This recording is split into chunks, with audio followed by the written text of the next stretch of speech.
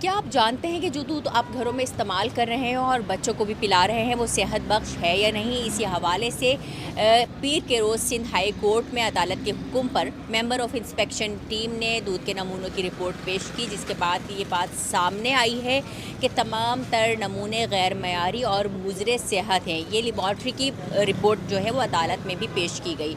ताहम इसी हवाले से आज हम शहरियों से बात करेंगे कि वो अब इस हवाले से क्या कहना चाहेंगे और दुकानदारों से भी बात करने की कोशिश करेंगे। अल्लाह का शुक्र है, अल्हम्दुलिल्लाह हम बहुत अच्छा दूध देते हैं। हमारा अपना फॉर्म है।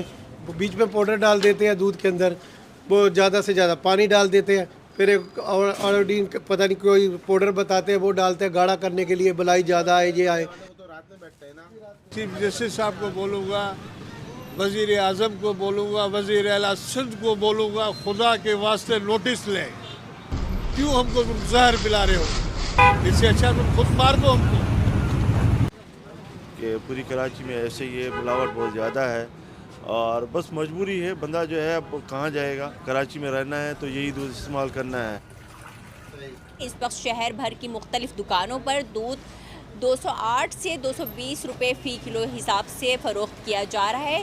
दूसरी जानिब शहरियों का ये कहना है कि दूध रोज़मर्रा इस्तेमाल की ग़िज़ाओं में से एक है, लेकिन ये उनको इल्म नहीं होता कि आया जो वो दूध अपने घर में इस्तेमाल कर रहे हैं वो कितना सेहत बख्श और मयारी है। सालिहा फ़िरोज़ खान, इंडिपेंडेंट उर्दू, कराची।